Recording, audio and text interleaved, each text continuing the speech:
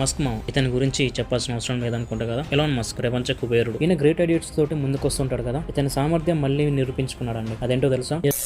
అన్నా ఏమైందన్నా? అదేదో సిగ్నల్స్ లెక్క వస్తుందిరా.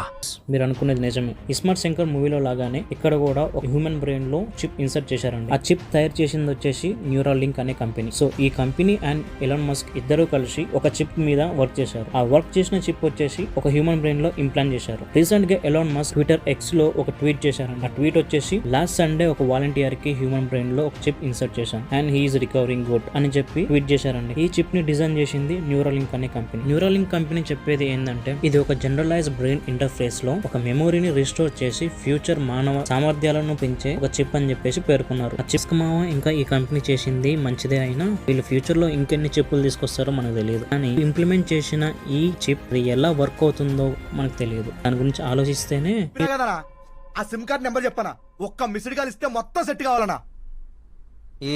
ఇంకా ఈ చిప్ గురించి తెలుసుకోవాలి అనుకుంటే కామెంట్ బాక్స్ లో మెన్షన్ చేయండి. ఈ చిప్ ఎలా వర్క్ అవుతుంది, దానివల్ల అడ్వాంటేజెస్ ఏంటి, డిసడ్వాంటేజెస్ ఏంటి, హ్యూమన్ బ్రెయిన్ ఎలా రియాక్ట్ అవుతుంది అనే దాని గురించి మీకు ఇన్ డీటెయిల్ గా వీడియో చేసి పెడతాం. దాని గురించి ఇంకా తెలుసుకోవాలనుకుంటే లైక్ చేసి సబ్స్క్రైబ్ చేసుకోండి.